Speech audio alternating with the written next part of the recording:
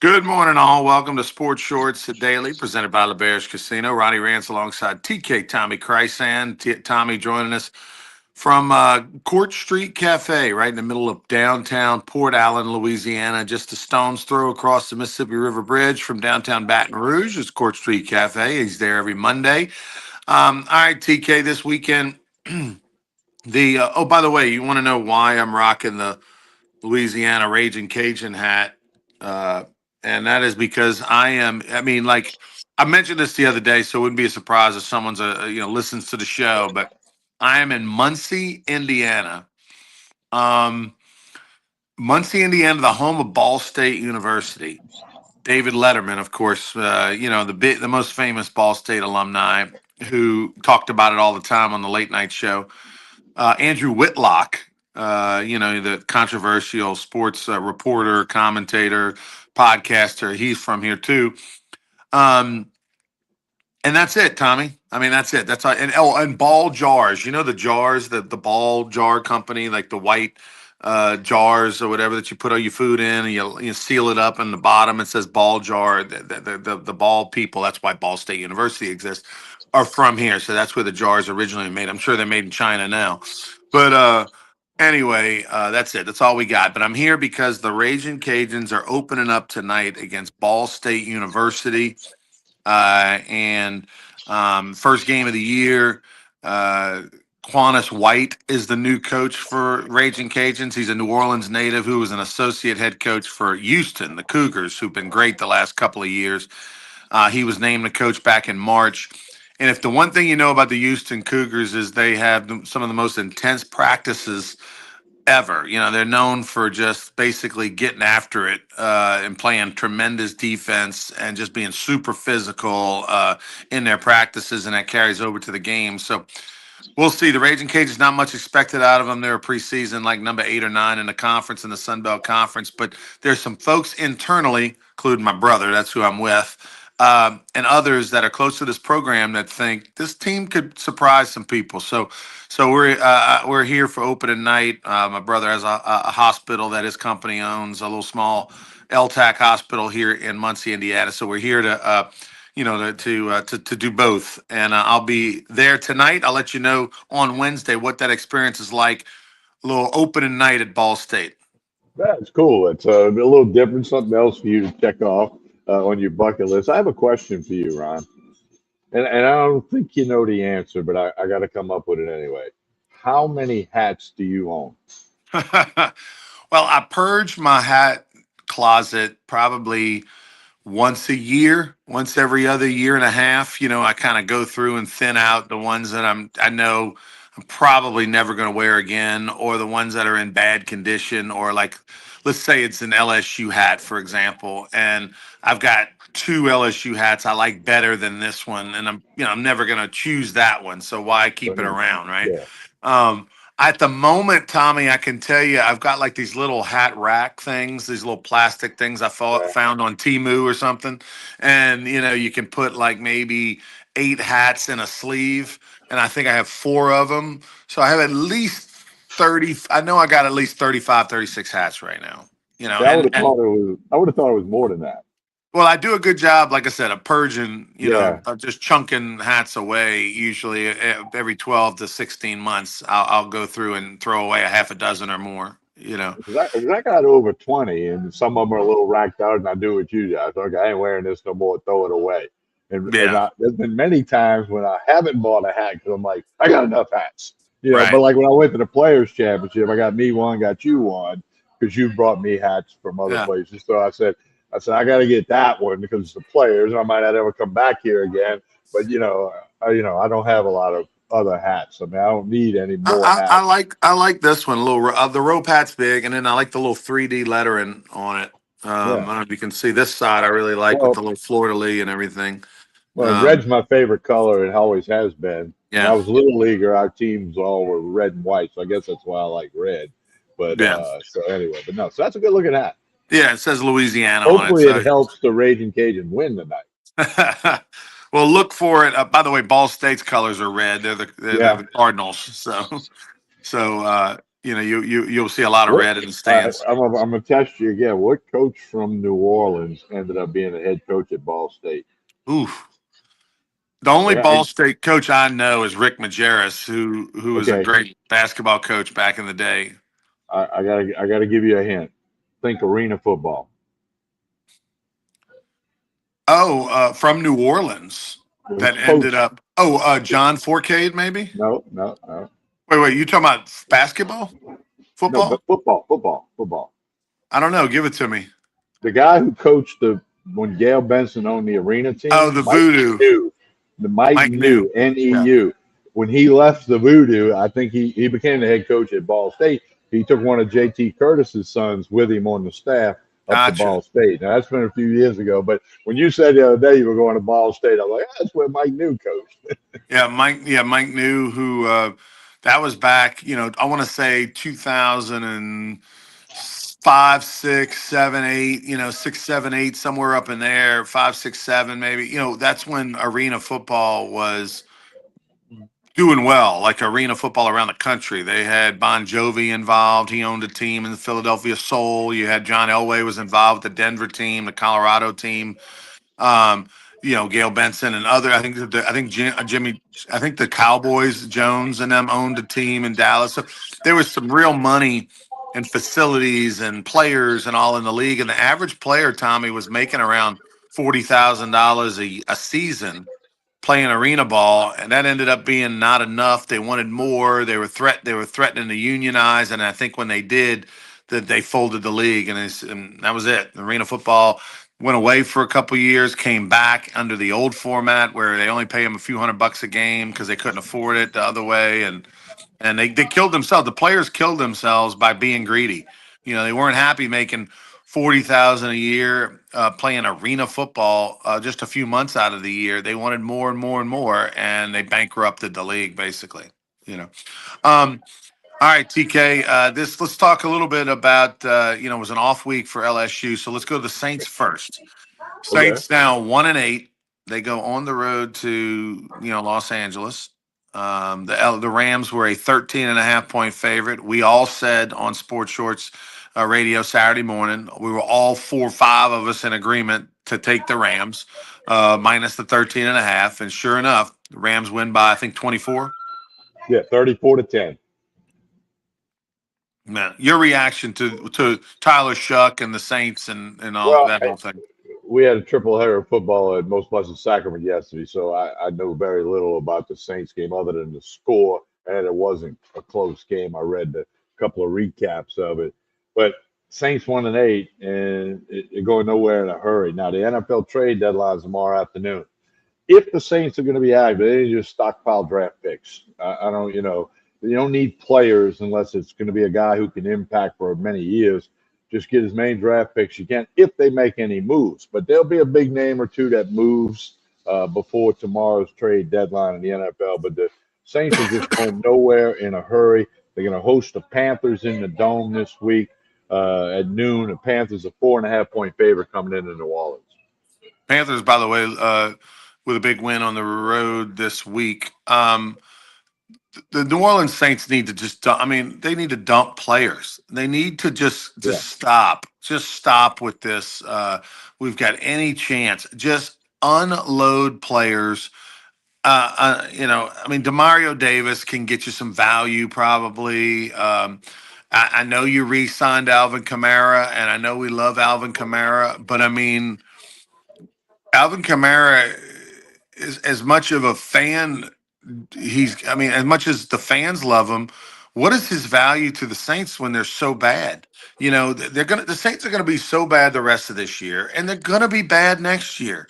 They're not. They're still in cap hell. They still have unproven QBs. They still have a depleted roster that has to get better. Like as much as I love Alvin Kamara, like let the dude go. Get some value for him, and they need to do the same for every player that they can possibly get a top 5 draft pick for. I mean, one of the top 5 rounds. If you can get a 1 through 5th round draft pick for a player, do it because that's what you need. 1, to get out of cap hell, and 2, to try to rebuild for the future. I gotta make a correction. Mark corrected me. Saints are at the Panthers this week, not in the dome. So thank you, Mark, in New Orleans. I know who Mark is for correcting me there. So it's Saints at Carolina, not in the dome. Thank you, By the Mark. way, the Carolina Panthers went on the road and beat the Green Bay Packers this past weekend. It was the biggest upset for Green Bay in quite a while. 13 and a half point favorite with the Packers, and the Carolina went in there and won. And look, the Panthers only being a 4.5 point favorite over the Saints at home. Take the Panthers, coach. Take the Panthers. 100%. Yeah, all day, 100%. Yeah. all day, and do it now before that line goes up.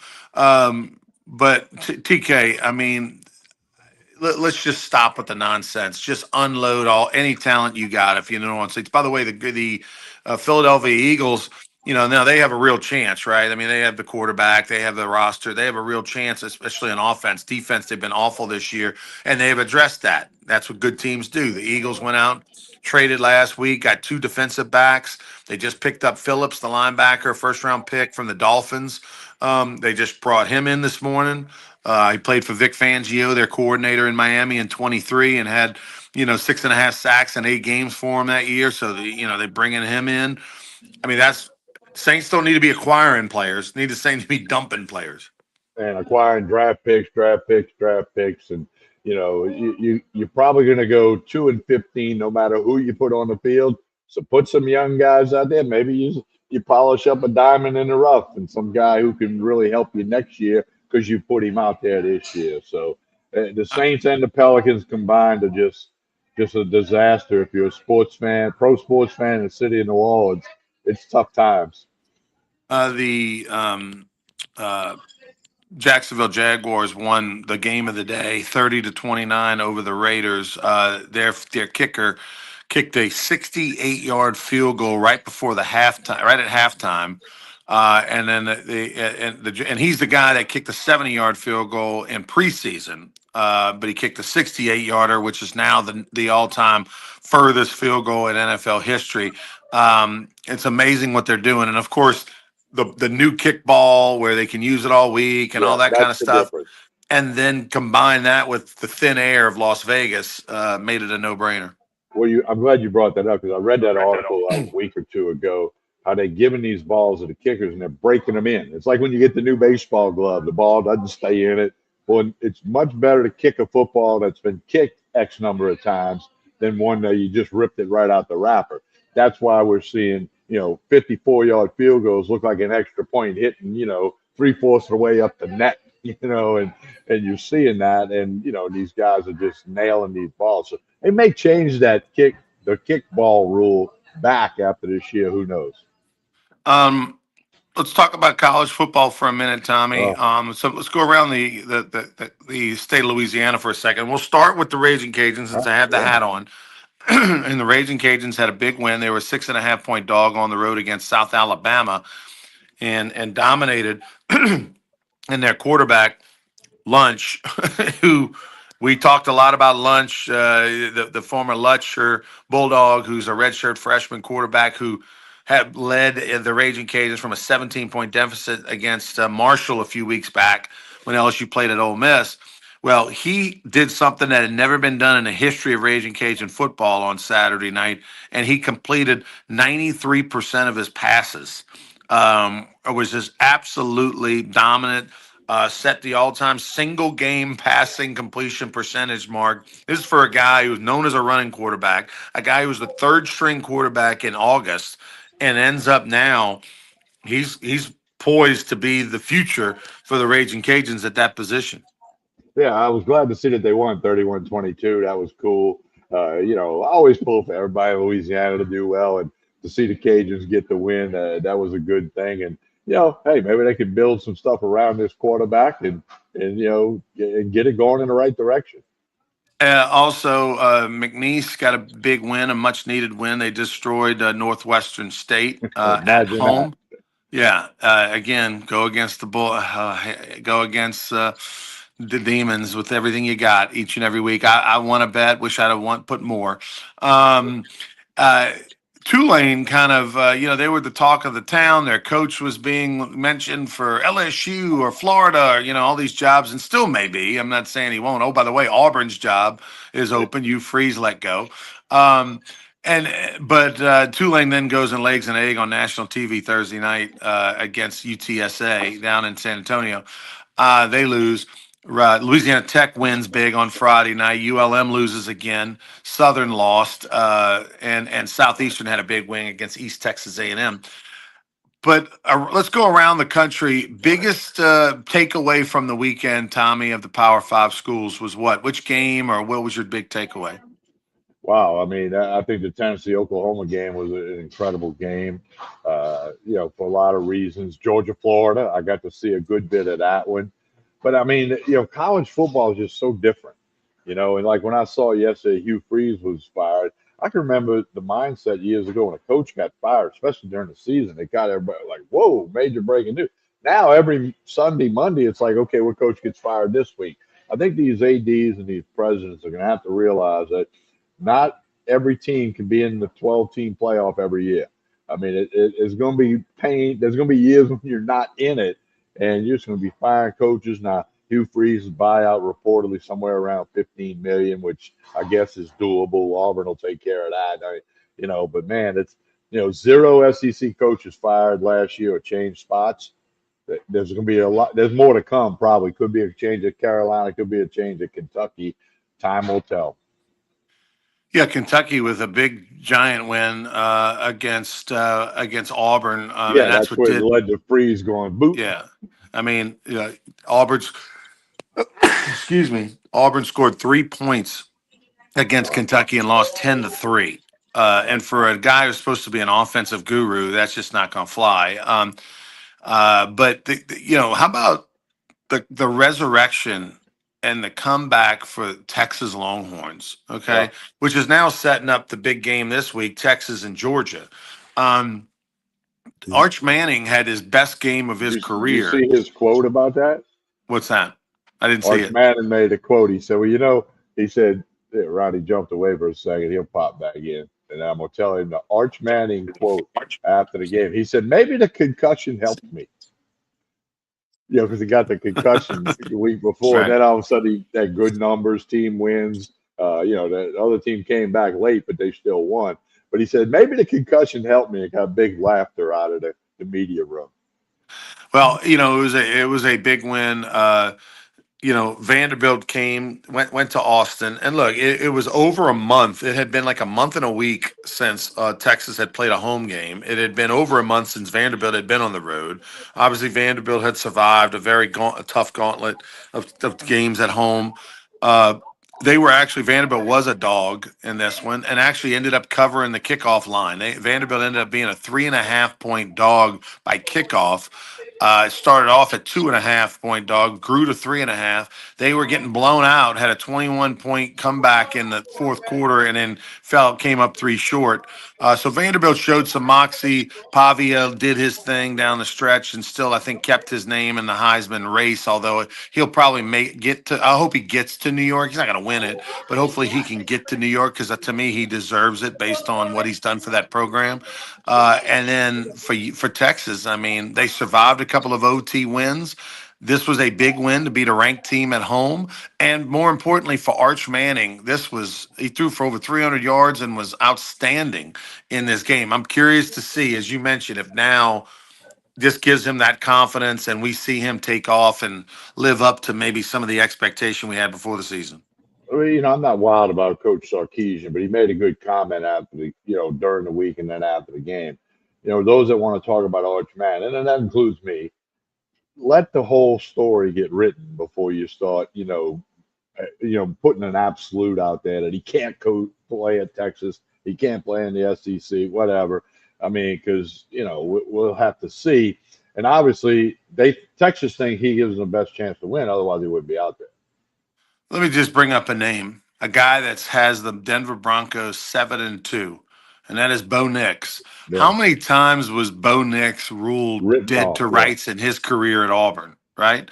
And what Bo Nix did, as far as he much like Jalen Hurts, if Jalen Hurts doesn't leave Alabama and go to Oklahoma or Bo Nix doesn't leave and go to Oregon, we don't know what those guys become. And because they left and went to offensive minded coordinators and systems that gave them the chance to spread their wings and do some things, they turned it around, and Bo Nix now is on the rise and of being one of the, he'll be a top 10 quarterback in the NFL after this season, and Jalen Hurts is a Super Bowl champion. So, um, you know, you got to let guys, quarterbacks need that marinating time. They need time to mess up. They need time to watch and learn. They need 4, 5, 6 years like those guys got. And then now, and if you have the makeup, and Bo Nix does, dad's a coach, all that stuff. If you have the makeup of the leadership, and you have the toughness, and you have the smarts to know the playbook and everybody's position and all that kind of stuff, if you have that skill set, obviously you got to be able to throw the ball, you got to be able to run, you got to do something special. But if you have those key that leadership, intelligence, and toughness, you can play the quarterback position at a high level. And obviously you got to be damn good to be at high level in the professional ranks. But you could be a damn good college quarterback with just the things I just mentioned, Tommy. Well, we've talked about this many times. You look at the history of the LSU quarterbacks who waited their turn. Okay, from Matt Flynn to Matt Rohan Malk. Davey, Matt Malk, and two Heisman Trophy winners, Daniels and Burrow. And now Nussmeier waited his turn, but there's not a lot of help around him. So those guys that get seasoned is the word, I guess. Like a Bo Nix, you make that comment, and maybe that's the path Arch Manning ends up taking. I mean, Peyton Manning would have never beat Florida when he was at Tennessee, and that's a big rivalry. And then, struggled early in the NFL, and then, Hall of Famer. So I guess we got to let it play out. No question about that. But it just adds to there's so many storylines coming out of the world of college football now. Well, Arch Manning is going to have 2 more years of eligibility remaining after this season. And obviously, he's not going to come out this year. So he's going to have another full season at least, if not two. Um, and so, who knows how good he's going to become. Well, and they talked about Bo Nix, when he went from Auburn to Oregon. And I remember somebody, 61 starts he had in college, something like Right. that. Something crazy like And that. I think Sean Payton made that comment. Like, here's a guy that started 61 games. Do I want that guy over the guy that started 6 or 7 games? Right. Yeah, you do. Because coaches they need to be shown what you can do. That potential doesn't mean a lot to the coach. They believe in when they see the guy can do it, then they're going to let him keep doing it. Well, and then especially 60 starts at the highest level of college football. The experience you get, the fact that you're not going to have nerves. The environment's not going to intimidate you when you go on the road to Kansas City and the Chiefs Nation is doing its thing. And speaking of the Chiefs, they lost to the Buffalo Bills. How about this stat, Tommy? The Kansas City Chiefs. They lost on the road in Buffalo. The Chiefs are 0-4 this year in one-score games. Last season, they were 12-0 in one-score games. I mean, that is incredible how things have changed. Now, that said, the Chiefs are 5-4. They're by no means, out of it or anything like that. But they are definitely missing some explosiveness with their team this year. Yeah, no question about that. They're the one-score games. They always talk about that in the NFL. You got to find a way to win them, just like we always talk about that baseball. When you got that lead in the 8th inning, you got to win that one. You got to finish that thing up. Well, one-score games is one of the more telling stats among a long list of stats in sports. I mean, because that's find a way to finish it. That's what you got to do, because it's all about getting the win in the NFL. No matter how, what score. Come back, fly home with a win, or go back to the locker room with a win, and that's so important. Patrick Mahomes had a sub 50% completion percentage for the first game in his career. 44% completion percentage on Sunday, the lowest of his career. Meanwhile, the Buffalo Bills quarterback had the highest of his career, 88% completion percentage. So I'm actually surprised it was only a one-score game. Well, and those two teams know each other pretty dang well. They've played a lot in the season, in the postseason, in the last bunch of years. And I know the personnel changes on the roster are there, but the systems have been the same for a while in both of those places. And so not surprising to see it a one-score game. But hey, we'll see what the Chiefs do. They should be in the playoffs. I think they'll be. I don't know. Tell me about Tremonti's, Tommy. Well, before we get to that, the World Series wrapped up. The Dodgers win the World Series. Ronnie, I said this at the end of the Rougarou season when they won the Texas Collegiate League. You have baseball and you have postseason baseball. It's different. Ronnie, I've tried to do this in my head. There were 5 or 6 guys on the two teams combined that were playing in a game that if this was a game in June or July, they weren't in the roster. They were in the clubhouse, okay? From George Springer to these guys, people just because it's the World Series. And I watched every pitch Saturday night. I did not miss a pitch. It's a game of inches. I mean, all the storylines. We talked about the ball lodging underneath the pad when we were on the radio Saturday. That was the Friday night game. So many things in this World Series that were just amazing. And so some pretty darn good baseball players out there. Tommy, I felt bad for Toronto, but at the same time, I credit the Dodgers. That Toronto was up 4-2 going into the 8th inning. They give up a solo homer in the 8th, solo homer in the 9th, a solo homer in the 11th, and the Dodgers do, and they win it 5-4. But that's not even the story. That's baseball. The story is how many chances the Blue Jays blew to win the World Series, whether it be Game 6, whether it be Game 7. But the biggest one in Game 7, and I believe this was the 9th inning, Tommy. Tell me if I'm correct. The 9th inning, the Blue Jays had the bases loaded with 1 out. Correct. Ground ball to second. They threw him out at the plate, right? By an inch. Okay. If you go back and watch that play, people, I would have lost my mind if I was the manager. We're talking about winning and losing the World Series on one play. And the one play was bases loaded. It's a tie game, bottom of the 9th, ground ball to second. The guy takes 2 steps to his right, backhands it, throws home, and it's a forced play at the plate. So you don't have to tag the runner. They reviewed it. He was out. It was super close. The runner at third, I can't remember who it was. Connor Falefa. Did you see? He took no secondary lead, Tommy. No secondary lead. He came out and said he was told not to take a lead because they were worried about line drive double play. Now, and I don't buy that. I don't believe they told him don't take a secondary lead. I'll never believe that unless the manager They may have said, hey, freeze on a line drive or heads up for a line drive. But let me tell you something. No coach in the history of baseball has ever told a base runner, do not take a secondary lead. Okay. So the only way I believe it is if Schneider, the manager, would come out and say, yes, I told him that. So, but no, that was a mental error because, and he tried to say, because that's a guy that hits the ball hard and we didn't want the line out double play. You can't, that's like thinking, I don't want to play today because I don't want to get hurt. You can't think that way. You got to think, So, Tommy, if you look at the replay, you know how they have the little cutouts around the base paths, the dirt cutouts. And I want to say he's on the dirt in the cutout area, little cutout portion. It was the shallowest, shortest secondary lead with a runner at third. Now, keep in mind, he understands the situation. The bases are loaded. He's got to get the home plate before the ball does. It's not just beat the throw and slide in safe. He's got to physically run to.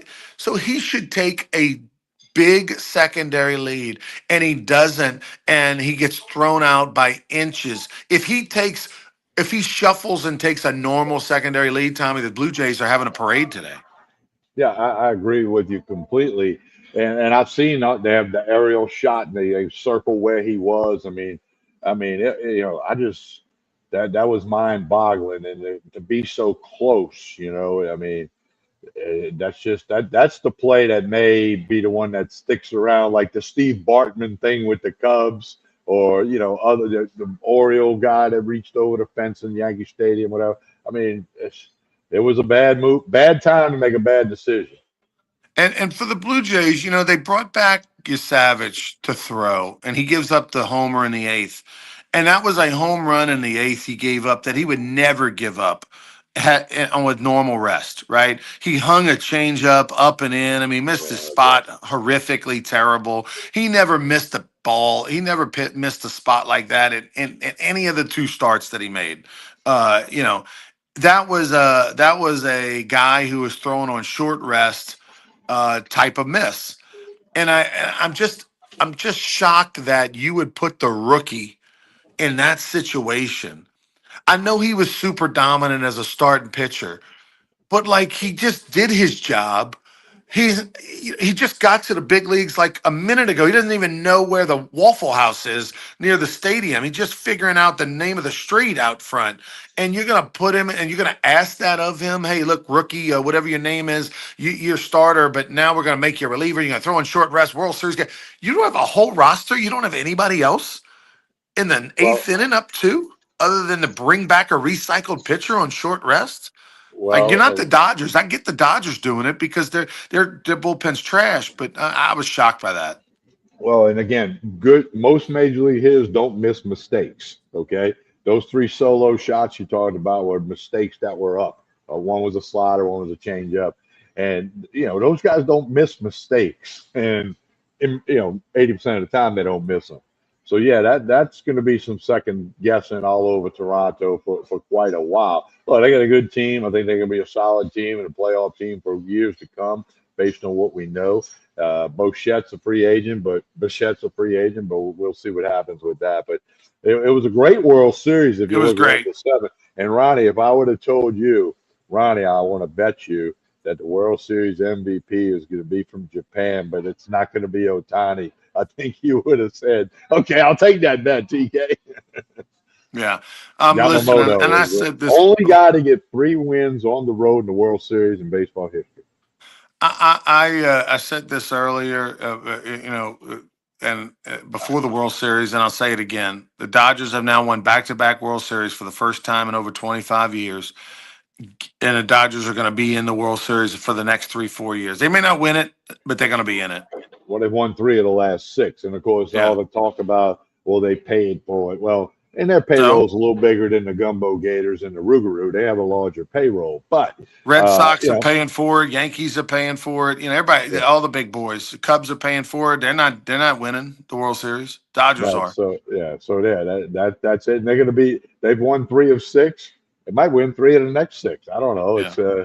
It's baseball. We all know baseball. Yeah, because look, the other thing, Toronto last place in their division last year. Last.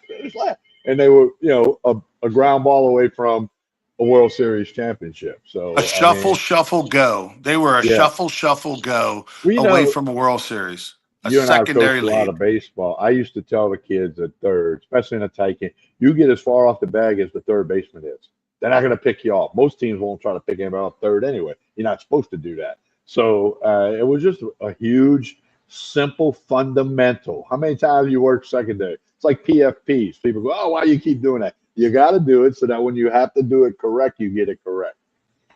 And Connor Falefa did not get it correct. Not at all. All right, TK, tell us about Tremonti's. Well, I'm at Court Street Cafe. Tell us about Court Street Cafe. Breakfast, lunch, dinner, red beans and rice today. Friday and Saturday, char-grilled oysters, steak night on Saturday. The Sunday brunch is very popular. You need to check out Jason and the staff here at Court Street Cafe in Port Allen. Connect on Facebook and Instagram. They do a great job. Lunch specials, dinner specials, dinner of the week special, char-grilled oysters, steak night, which will be this Saturday. LSU's on the road. The Sunday brunch, 8 a.m. to 2 p.m. Check it all out at Court Street Cafe in Port Allen. Hey, as we always say, please like and share this show, whether you're watching on YouTube, Facebook, or X. It helps us all. Get this thing and keep it rolling. Like and share this show. Have a good Monday. We'll talk to you again Wednesday morning with another episode of Sports Shorts Daily.